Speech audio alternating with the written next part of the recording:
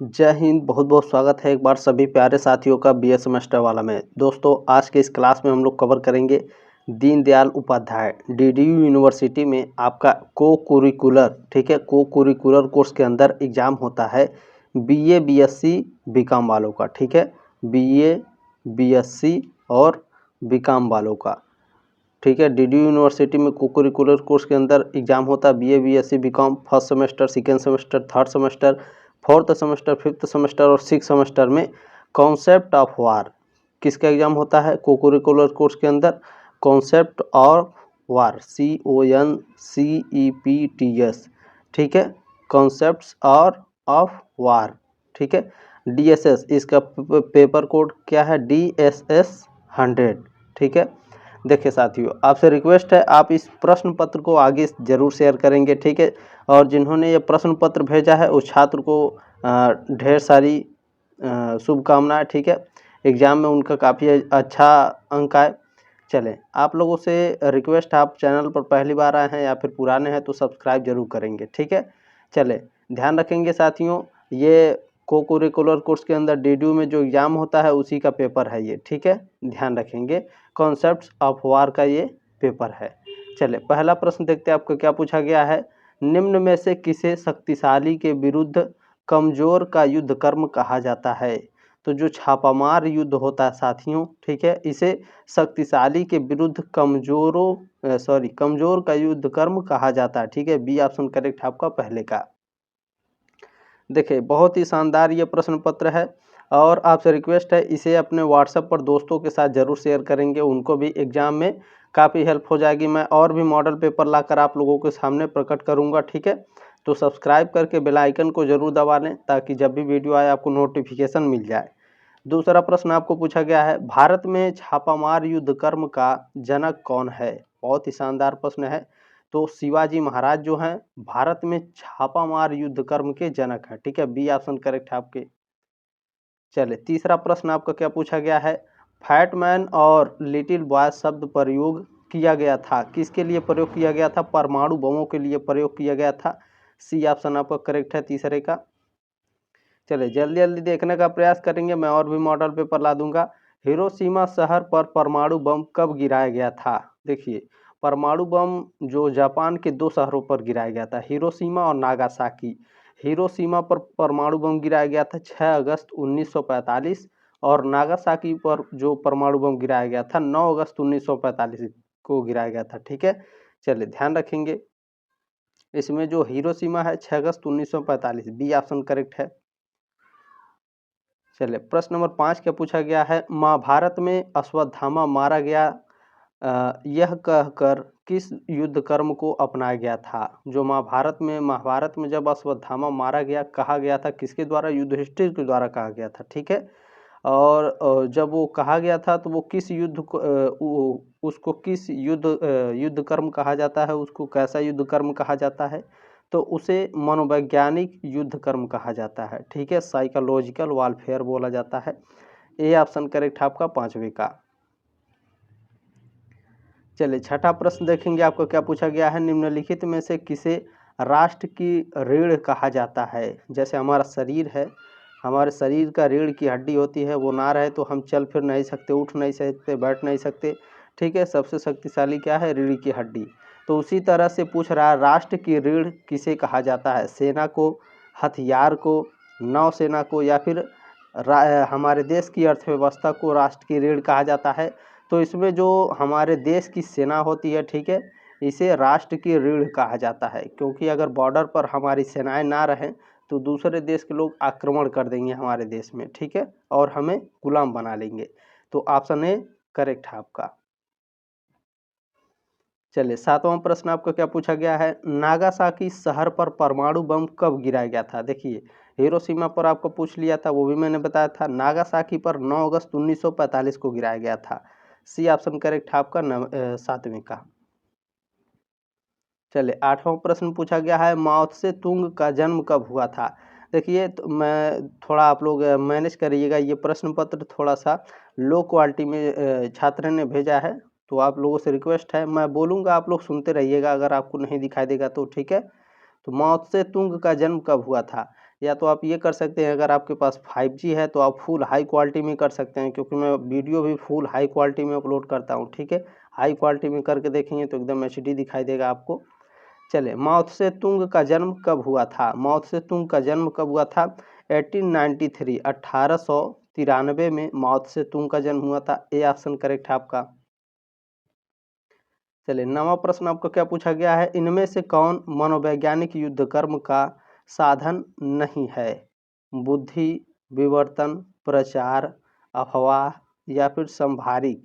तो इसमें जो आपका संभारिक है, ठीक है, ये मनोवैज्ञानिक युद्ध कर्म का साधन नहीं है, ठीक है। डी ऑप्शन करेक्ट है। बाकी अफवाह फैला करके युद्ध कर्म आप लड़े जा सकते हैं, प्रचार फैला करके, बुद्धि विवर्तन करके, लेकिन संभारिक नहीं, ठीक है। 9वें का डी ऑप्शन आपका राइट आंसर है। चलिए, 10वां प्रश्न आपका क्या पूछा गया है? मारो और भागो संभारिक का संबंध है? तो छापामार युद्ध से संबंध है, ठीक है। मारो और भागो किस युद्ध से संबंधित है? छापामार युद्ध से। आसान भाषा में समझ लीजिए आप, ठीक है। 10वें का सी ऑप्शन आपका राइट है। प्रश्न नंबर 11 क्या पूछा गया है? निम्नलिखित में से कौन नाभिकीय युद्ध कर्म का प्रभाव नहीं है? नाभिकीय युद्ध कर्म का प्रभाव नहीं है भैया। नाभिकीय शीतकाल ये तो है, सुनामी जो है आपका, ठीक है, नाभिकीय युद्ध कर्म का प्रभाव नहीं है। बी ऑप्शन आपका करेक्ट है, ठीक है। आग की लपटें, विकिरण, ये सभी क्या है? नाभिकीय युद्ध के प्रभाव हैं, लेकिन आपके सुनामी नहीं है, ठीक है। सुनामी कैसे आती है? देखिए, जब चक्रवात आते हैं, ठीक है, समुद्री में, तब आपके सुनामी आने की ज़्यादा संभावना होते हैं, या तो फिर भूकंप आएगा तो सुनामी आने की संभावना रहती है, ठीक है। चलें, प्रश्न नंबर 12 क्या है आपका? निम्नलिखित विचारकों में से किसने वर्णित किया कि किसी क्रांतिकारी प्रकृति के युद्ध में छापामार कार्यकारियों का आवश्यक अंग है? तो इसमें जो साथियों ये किस विचारकों में से किसने वर्णित किया, ठीक है। इन चारों विचारकों में से किसने वर्णित किया है, ठीक है, क्रांतिकारी प्रकृति के युद्ध में छापामार कार्यकारियों का आवश्यक अंग है? तो ये आपके माओ त्से तुंग ने कहा था, ठीक है। डी ऑप्शन आपका राइट आंसर है। प्रश्न नंबर 13 क्या पूछा गया है? निम्नलिखित में से किस देश ने सबसे पहले नाभिकीय बम विकसित किया? यानी नाभिकीय बम सबसे पहले किस देश ने बनाया था? यूनाइटेड किंगडम ने, चीन ने, रूस ने या फिर अमेरिका ने? यूएसए को अमेरिका बोला जाता है, तो सबसे पहले यूएसए यानी अमेरिका ने नाभिकीय बम विकसित किया था। डी ऑप्शन आपका करेक्ट है 13 का। चलिए, देखिए, बहुत ही शानदार ये क्लास है साथियों। आपसे रिक्वेस्ट है, देखिए, आप फर्स्ट सेमेस्टर के हैं, second semester, third semester, fourth semester, fifth semester, six semester, किसी भी सेमेस्टर के आप स्टूडेंट हैं, ठीक है, डीडीयू यूनिवर्सिटी के हों या किसी भी अन्य राज्य से हों, कंसेप्ट ऑफ वार, ठीक है, डीएसएस आपका 100 है, या फिर कोई भी कोड हो सकता है। तो आप इस प्रश्न पत्र को देख सकते हैं, बिल्कुल भी चिंता करने की आवश्यकता नहीं है, ठीक है। और भी मॉडल पेपर जल्द ही उपलब्ध होंगे। 14वां प्रश्न है, निम्नलिखित में से कौन प्रचार का प्रकार नहीं है? तो इसमें जो लाल प्रचार है, ये आपका प्रचार का प्रकार नहीं है। बी ऑप्शन करेक्ट है 14 का। प्रश्न नंबर 15 क्या पूछा गया है? निम्नलिखित में से कौन हिंसात्मक युद्ध है? तो आतंकवाद एक हिंसात्मक युद्ध है, ठीक है, ये ऑप्शन करेक्ट है आपका। प्रश्न नंबर 16 क्या पूछा गया है? किसने कहा था युद्ध राज्यों की एक वैधानिक दशा है? यह कहा था आपके क्वींस राइट ने, ठीक है। क्वींस राइट ने क्या कहा था? युद्ध राज्यों की एक वैज्ञानिक दशा है, ठीक है। चलें, ध्यान रखेंगे, वैज्ञानिक नहीं है, वैधानिक है, ठीक है। लीगल यहाँ पर लिखा हुआ है, war is a legal confederation of states, ठीक है, सॉरी कंडीशन लिखा है यहाँ पर, ठीक है, ये थोड़ा सा दिखाई नहीं दे रहा है। War is a legal condition of state, ठीक है, युद्ध राज्य की एक वैधानिक दशा है। यह किसने कहा था? क्विंसी राइट ने, ठीक है। चले, क्विंसी राइट लिखा है, ऑप्शन नंबर सी करेक्ट है आपका। चले, 17 नंबर प्रश्न क्या पूछा गया है? देखिए, अगर पढ़ने में थोड़ी सी बहुत गलती हो जाएगी तो उसके लिए माफ़ी चाहता हूँ मैं, ठीक है, क्योंकि प्रश्न पत्र ही ऐसा है कि दिखाई नहीं दे रहा है, ठीक है। चलिए, 17 नंबर प्रश्न है, अगर आप शांति चाहते हैं तो युद्ध को समझिए, ठीक है। यहाँ पर क्या लिखा हुआ है? अंडरस्टैंड, बिल्कुल समझिए लिखा गया है, ठीक है। अगर आप शक्ति चाहते हैं तो युद्ध को समझिए। कथन संबंधित है, ये कथन संबंधित किससे संबंधित है भैया, यह किसने कहा था? तो ये इसमें से इन चारों में से लगभग मुझे लगता है क्लाउज़विट्ज़ हैं, ठीक है। सी ऑप्शन आपका राइट है। बाकी आप लोग क्या करिएगा, इसे आप लोग गूगल पर लिख कर सर्च कर लीजिएगा एक बार। इसका राइट आंसर क्यों है, क्योंकि मुझे ए और सी में से कोई लग रहा है, ठीक है। मैं दोनों में कंफ्यूज हूँ थोड़ा, तो आपसे रिक्वेस्ट है, ये आपका समझ लीजिए होमवर्क है, ठीक है। इसे आप लोग कमेंट बॉक्स में बताइएगा इसका उत्तर क्या है। अभी तुरंत इसे आप यहाँ से स्क्रीनशॉट लेकर जाइए, इमेज सर्च पर जाइए, इमेज सर्च में ऐसे इसे कॉपी करिए, कॉपी करके गूगल पर आप जाइए, गूगल पे पेस्ट करके वहाँ से आप देख लीजिएगा इसका उत्तर क्या होगा, उसके बाद कमेंट बॉक्स में बता देंगे, ठीक है। चले प्रश्न नंबर 18 क्या पूछा गया है, 1998 के नाभिकीय परीक्षण का कूट नाम क्या है? यानी आपका जो 1998 में हमारा पोखरण में 1998 में पोखरण में नाभिकीय परीक्षण हुआ था, उसका कोड नेम, ठीक है, कूट नेम मतलब कोड नेम पूछ रहा है, उसका कोड नेम क्या था? तो ऑपरेशन शक्ति, ठीक है। जो 1998 में हुआ था परमाणु परीक्षण, उसका नाम क्या था? ऑपरेशन शक्ति। जो दूसरी बार परीक्षण हुआ था उसका नाम क्या था? स्माइलिंग बुद्धा, ठीक है। चलिए ध्यान रखेंगे, कब हुआ था कमेंट बॉक्स में बताइएगा आप लोग। प्रश्न नंबर 19 क्या है आपका, निम्नलिखित में से कौन मनोवैज्ञानिक युद्ध कर्म का उपकरण नहीं है? तो इसमें प्रचार भी है, अफवाह भी है, गुत्थम गुत्था की लड़ाई ये नहीं है, ठीक है। सी ऑप्शन आपका राइट है। प्रश्न नंबर 20 क्या पूछा गया, 1974 के नाभिकीय परीक्षण का कूट नाम क्या था? देखिए यहाँ पर आपका पूछ लिया ना, ठीक है, स्माइलिंग बुद्धा, ठीक है, मुस्कुराते बुद्ध 1974 में नाभिकीय परीक्षण का कूट नाम है, ठीक है। स्माइलिंग बुद्धा यानी मुस्कुराते बुद्ध। बहुत ही शानदार ये सारे प्रश्न आपके एग्जाम में देखने को मिलेंगे, ध्यान रखिएगा इस बात को। यह भी पूछता है नाभिकीय परीक्षण 1974 में भारत में कहाँ हुआ था? तो राजस्थान के पोखरण में, ध्यान रखेंगे, ठीक है।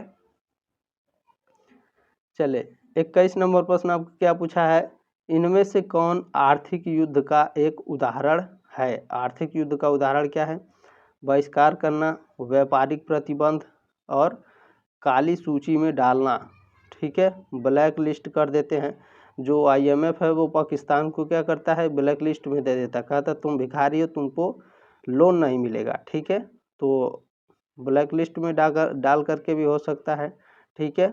चले ध्यान रखेंगे, बायकॉट करके भी, और ट्रेड यहाँ पर ठीक से दिखाई नहीं दे रहा है तो फिर भी आप लोग प्रयास करेंगे, व्यापारिक प्रतिबंध, इसको तो आप लोग समझ रहे होंगे। डी ऑप्शन आपका राइट हो जाएगा।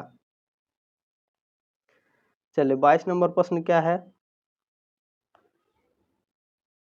प्रश्न नंबर 22 आपका पूछा गया है, बिना संभारिक वाली स्वतंत्र विजय प्राप्त करने का सबसे धीमा मार्ग होता है स्वतंत्रता, ठीक है। यहाँ पर क्या लिखा है, स्वतंत्रता के बिना संभारिक हार से पहले का शोर है। यह कथन संबंधित है, यह कथन किससे संबंधित है? संतजू से संबंधित है, ठीक है। सी ऑप्शन आपका करेक्ट है। देखिए यहाँ पर थोड़ा सा दिखाई नहीं दे रहा मुझे, आप लोग थोड़ा मैनेज कर लीजिएगा, इसका राइट आंसर सी है, संतजू, ठीक है। चले प्रश्न नंबर 23 आपका पूछा गया है, निम्नलिखित में से शत्रु से आर्थिक युद्ध लड़ने के लिए एक उपाय के रूप में अपनाया जाता है? तो औद्योगिक वृद्धि, निर्यात पर नियंत्रण करके और शुल्क लगा करके, इन सभी पर क्या है, आर्थिक युद्ध, ठीक है, लड़ने के एक उपाय के रूप में अपनाया जा सकता है। डी ऑप्शन आपका राइट आंसर है। प्रश्न नंबर 24 क्या पूछा गया है आपका, आर्थिक युद्ध का अभिप्राय क्या है? आर्थिक युद्ध का अभिप्राय क्या है भैया? शत्रु की अर्थव्यवस्था को नष्ट करना, ठीक है, आर्थिक युद्ध का अभिप्राय है। ये ऑप्शन करेक्ट है आपका। प्रश्न नंबर 25 क्या कहा गया है आपका, किसने कहा कि युद्ध राष्ट्रीय नीतियों को क्रियान्वयन का अंतिम साधन है? किसने कहा था भैया? तो ये कहे थे क्लाउज़विट्ज़ ने, ठीक है। डी ऑप्शन आपका राइट आंसर है। प्रश्न नंबर 26 क्या है, किसने कहा था राजनीतिक शक्ति बंदूक की नली से आती है? यह किसने कहा था? माओ त्से तुंग ने कहा था कि राजनीतिक शक्ति बंदूक की नली है। बी ऑप्शन आपका राइट आंसर है। प्रश्न नंबर 27 आपको क्या पूछा गया है, किस शासक को पर्वतीय चूहा कहा जाता है। ठीक है, किस शासक को पर्वतीय चूहा कहा जाता है, जो अपनी गुरिल्ला युद्धकर्म सामरिक के लिए व्यापक रूप से जाना जाता था। तो शिवाजी को जाना जाता भैया। ठीक है, सी ऑप्शन आपका करेक्ट है। ठीक है, चले प्रश्न नंबर 28 क्या है, परमाणु विकिरण का मुख्य स्रोत कौन सा है। परमाणु विकिरण का मुख्य स्रोत होता है न्यूक्लियर पावर प्लांट। ठीक है, नाभिकीय ऊर्जा संयंत्र। ये ऑप्शन आपका करेक्ट है। प्रश्न नंबर 29 क्या पूछा गया है, किसे मनोवैज्ञानिक युद्ध कर्म का केंद्र माना जाता है। मनोवैज्ञानिक युद्ध का केंद्र क्या होता है, मानव मस्तिष्क। ठीक है, ह्यूमन ब्रेन जो होता है ये मनोवैज्ञानिक युद्ध कर्म का केंद्र माना जाता है। सी ऑप्शन आपका राइट है। चलिए 30 नंबर प्रश्न क्या है, जैविक युद्ध है। जैविक युद्ध क्या है भैया, जैविक शस्त्र का प्रयोग करके, जैविक संसाधनों का उपयोग करके, ये दोनों क्या है, जैविक युद्ध है। ठीक है, सी ऑप्शन आपका राइट आंसर है। प्रश्न नंबर 31 क्या पूछा गया भैया आपका, 31 नंबर प्रश्न है, निम्नलिखित में से कौन रासायनिक युद्ध कर्म का कारक नहीं है। तो जो इसमें थोरियम है ये आपके रासायनिक युद्ध कर्म का कारक नहीं है। ठीक है, मस्टर्ड है, लेविसाइट है, सोमन, ये सभी क्या है, रासायनिक युद्ध कर्म के कारक हैं, लेकिन जो थोरियम है ये रासायनिक युद्ध कर्म का कारक नहीं है। डी ऑप्शन आपका राइट है। चले 32 नंबर प्रश्न देखेंगे, आपको क्या पूछा गया है भैया। 32 नंबर प्रश्न है आपका, आदिम युद्ध नामक पुस्तक निम्नलिखित में से किसने लिखी। आदिम युद्ध नामक पुस्तक इयान पेटर्स ने लिखी। बी ऑप्शन आपका करेक्ट है 32 का। चले 33 नंबर प्रश्न देखेंगे, हमारा क्या है, मारो और भागो संभारी का संबंध है। मारो और भागो संभारी का संबंध किससे है, तो छापामार युद्ध कर्म से है। बी ऑप्शन आपका राइट आंसर है। प्रश्न नंबर 34 क्या पूछा गया था, निम्न में से कौन छापामार युद्ध कर्म की विशेषता नहीं है। तो आश्चर्य जो है ये छापामार युद्ध कर्म की विशेषता नहीं है। सी ऑप्शन आपका राइट है 34 का। प्रश्न नंबर 35 देखेंगे, क्या पूछा गया है, निम्नलिखित में से कौन सीमित युद्ध की विशेषता है। सीमित युद्ध की विशेषता कौन सी है, छोटा लक्ष्य, छोटा क्षेत्र, सीमित संसाधन का प्रयोग करके। ठीक है, सीमित युद्ध की विशेषताएं हैं ये। डी ऑप्शन आपका राइट आंसर है। प्रश्न नंबर 36 क्या पूछा गया भैया, 36 नंबर पूछा गया है, एनपीटी के पूर्व कितने नाभिकीय शक्ति देश थे। तो इसके पूर्व में जो शक्ति देश हैं भैया कितने हैं, 5 हैं। सी ऑप्शन आपका करेक्ट है। इन सभी को मॉडल पेपर में मैं काफ़ी अच्छे तरीके से डिस्कस कर दूंगा। ठीक है, तो मॉडल पेपर ज़रूर देख लेंगे। अगर आप शक्ति चाहते हैं तो युद्ध के लिए तैयार कीजिए। ठीक है, अगर आप शांति चाहते हैं, अगर आप शांति चाहते हैं तो युद्ध के लिए तैयार कीजिए। कथन संबंधित है, किससे संबंधित है भैया, तो क्लाउज़विट्ज़ से संबंधित है। सी ऑप्शन करेक्ट है आपका। ठीक है, चलें प्रश्न नंबर 38 क्या पूछा गया है, निम्नलिखित में से किस देश ने सबसे पहले मनोवैज्ञानिक युद्ध कर्म का प्रयोग किया था।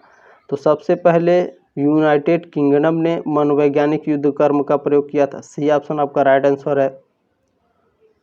चले 39 नंबर प्रश्न पूछा, निम्नलिखित में से किस देश ने दूसरे क्रम पर नाभिकीय बम विकसित किया। तो यूएसएसआर। ठीक है, यूएसएसआर रूस को बोला जाता है। ठीक है, रूस को।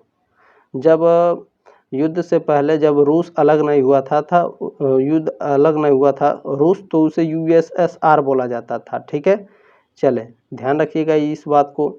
आगे बढ़ते हैं, एक बार फिर देख लीजिए, निम्नलिखित में से किस देश ने दूसरे क्रम पर नाभिकीय बम विकसित किया था। यूएसएसआर ने, यानी रूस ने। ठीक है, चले ये 40 नंबर प्रश्न आपका क्या पूछा गया भैया, गुरिल्ला युद्ध कर्म के संबंध में निम्नलिखित में से क्या सही नहीं है। क्या सही नहीं है भैया, तो इसमें से क्या नहीं सही है, ध्यान से देखना पड़ेगा। तो क्या नहीं सही है, इसमें देखिए, इसमें गतिशीलता की ज़रूरत होती है। ठीक है, ये आपके छापामार युद्ध की क्या है, विशेषता नहीं है। ठीक है, ये सही नहीं है, इसके बारे में डी ऑप्शन आपका राइट आंसर है। आपसे रिक्वेस्ट है कि आप सब्सक्राइब जरूर करेंगे, इस प्रश्न पत्र को आगे जरूर शेयर करेंगे। मैं जल्द ही नेक्स्ट मॉडल पेपर लाऊंगा, ठीक है। इसमें जितने भी प्रश्न हैं उन सभी प्रश्नों को मैं फिर से एक बार डिस्कस कर दूंगा काफ़ी शानदार तरीके से, ठीक है। एक्सप्लेन करके भी मैं बता दूंगा, इससे कई सारे प्रश्न आपके एग्जाम में आएंगे। जल्द मिलते हैं आपके नेक्स्ट क्लास में, तब तक के लिए जय हिंद, वंदे मातरम।